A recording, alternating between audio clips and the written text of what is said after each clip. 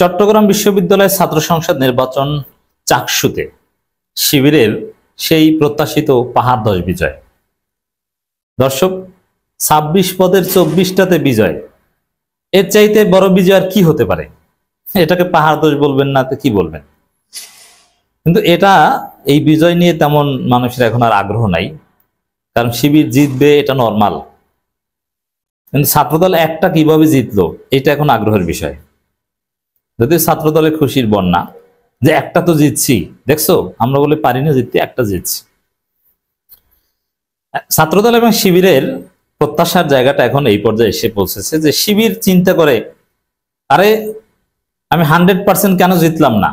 শিবিরের কেন্দ্রীয় নেতারা চট্টগ্রাম শিবিরকে হয়তোবা বলবে, কি রাজনীতি করো, 26টা পদের 26টা জিততে পারো না, 2টা হাতছাড়া হয় কিভাবে? এই 2টা কিভাবে হাতছাড়া হলো? রিপোর্ট দাও, 24 ঘন্টার মধ্যে তদন্ত করে রিপোর্ট দাও যে কেন জিততে পারল না বাকি 2টা। শিবিরের রাজনীতি এই জায়গায়। আর ছাত্রদলের রাজনীতি দেখছো, একটা জিতছি। চট্টগ্রাম বিশ্ববিদ্যালয় ছাত্রদল, কেন্দ্রীয় ছাত্রদল বা ঢাকা বিশ্ববিদ্যালয় ছাত্রদল বা জাহাঙ্গীরনগর বিশ্ববিদ্যালয় ছাত্রদলকে বলবে, দেখছো তোরা একটাও পারো নাই আর আমরা একটা জিতছি। আমার দেশের একটা রিপোর্ট দেখে আমি খুব মজা পেয়েছি। রিপোর্টের শিরোনামটা চমৎকার, আপনাদেরকে একটু শোনাই দর্শক, আপনারা মজা পাবেন।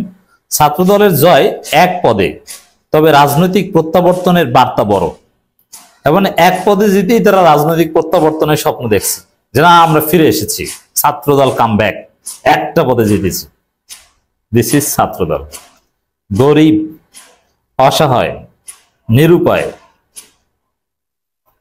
একটা নাটক দেখেছিলাম অনেক আগে, মোশাররফ করিম, ফারুক, এরা তখন মোশাররফ করিম ময়মনসিংহে একজন থাকে নাটকের মধ্যে, তাকে বলে যে ময়মনসিংহে, তুই তো ময়মনসিংহে অশিক্ষিত গরিব, তার সাথে এই বরিশালের যায়, মানে এরকম একটা বিষয় যে একটা পদ পেয়ে এরা খুশি, রাজনৈতিক প্রত্যাবর্তনের গল্প মারে। চিন্তা করেন, এরা যাবে ক্ষমতায়। টেম্পো স্ট্যান্ডের রাজনীতির বাংলাদেশে কোনো স্থান নেই। এখন সবচেয়ে মজার বিষয়, আপনারা জানেন যে বিপিজিএস এগুলো সহ 26টা 24টা জিতে গেছে শিবির। ফলাফল আপনাদেরকে একটু শেষে জানিয়ে দিব, কারণ তেমন আগ্রহ নেই। আপনাদের আগ্রহ 1 পদে ছাত্রদল জিতলো কিভাবে। জাহাঙ্গীরনগরের সেম প্রশ্নের উত্তরও এই আলোচনায় পাবেন, যে 1 পদে জাহাঙ্গীরনগরে আর বিপি পদে স্বতন্ত্র জিতলো কিভাবে। এটার একটা মজার হিসাব আছে। যিনি এজিএস হয়েছেন ছাত্রদলের, তার চেহারা দেখলে শিবিরের এজিএস প্রার্থীর চাইতেও বেশি শিবির মনে হয়, বড় শিবির মনে হয়। তো সাধারণ শিক্ষার্থীরা মনে হয়, মানে তার যে দাড়ির স্টাইল, শিবিরীয় দাড়ি, ওইটা দেখে ওই ছাত্রদলের এজিএস প্রার্থীকে শিবিরের প্রার্থী মনে করে ভোট দিয়ে দিয়েছে মনে হয়। এটা একটা কারণ হতে পারে।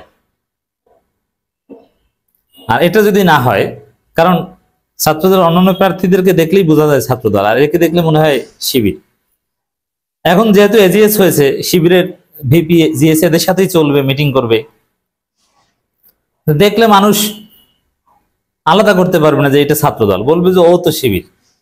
ওর নামেও দোয়া করবে ইসলামপন্থীরা যে না, ছেলেটা ভালো, হয়তোবা ওর দাড়ির কারণে জিতেছে, এটা একটা কারণ হতে পারে। নইলে এটা স্বাভাবিক হিসাব। দর্শক, আপনি বুঝেন যে শিবির সব পদে জিততে পেরেছে, ভিপি জিএস এত ভোট পায়, এরা তো শিবিরকে ভোট দিয়েছে। ব্যক্তি তো এখানে অতটা মুখ্য নয়।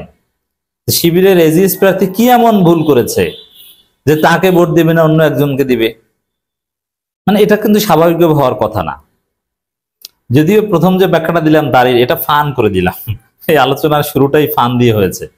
গরিব, নিরুপায়, এটা ফানি ভাষা, রাজনৈতিক ট্রল। আপনারা জানেন যে এই যে গরিব বলি, আসলে কি তারা গরিব? তারা ধনী। 5 আগস্টের পরে ছাত্রদলের এক একজন নেতা গাড়ি কিনেছে, ব্যাংকে তাদের লক্ষ লক্ষ টাকা আছে, এরা অনেক ধনী। আর শিবিরের ছেলেদের ব্যাংক অ্যাকাউন্ট আছে কিনা সন্দেহ আছে। সংগঠনের টাকা আছে কিন্তু ব্যক্তিগত টাকা নেই। আর ছাত্রদলের নেতাদের ব্যক্তিগত টাকা আছে। অতএব এই গরিব সেই গরিব না, এটা রাজনৈতিক ট্রল। এখানে আরেকটা অরিজিনাল কারণ হতে পারে ছাত্রদলের একজন জেতার, হতে পারে ওই ছেলে ছাত্রদলের যিনি এজিএস হয়েছেন যে সে গুপ্ত শিবির। যেমন জাহাঙ্গীরনগর বিশ্ববিদ্যালয়ে যিনি ভিপি হয়েছেন তাকেও অনেকে গুপ্ত শিবির মনে করে, পুরো ক্যাম্পাস জুড়ে তাকে শিবির ট্যাগ দেওয়া হয়েছে না আগে থেকে। তো কারণ এক হতে পারে, গুপ্ত শিবির হতে পারে এই জাহাঙ্গীরনগরের ভিপি প্লাস চট্টগ্রাম বিশ্ববিদ্যালয়ের এজিএস ছাত্রদলের গুপ্ত শিবির হয়ে থাকতে পারে। কেন? এখানে এটা শিবিরের মেকানিজম হয়ে থাকতে পারে। গুপ্ত শিবির হলে এখানে গুপ্ত শিবির কেন? শিবির তো ওপেন রাজনীতি করেছে। দেখেন এখানে 100% পদে শিবির জেতার সক্ষমতা রাখে, যেটা আপনারা দেখেছেন। এখন 100% পদে যদি শিবির জিতে সব জায়গায় ডাকসুর মতো, তাহলে স্বতন্ত্ররা নির্বাচনে আস্থা হারাবে।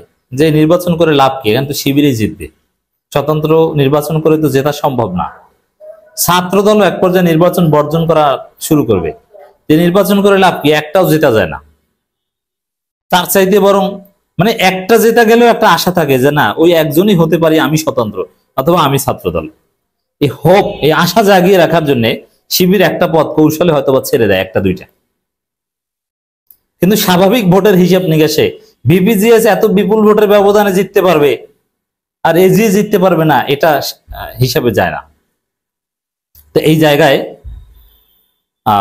যাতে আরো সামনে নির্বাচন হবে, রাকসু আছে, সাকসু, সারা বাংলাদেশেই ছাত্র সংসদ নির্বাচন হবে, এমনকি ডিগ্রি কলেজ, ইন্টারমিডিয়েট কলেজ, ফাজিল মাদ্রাসা, আলিম মাদ্রাসাও হবে।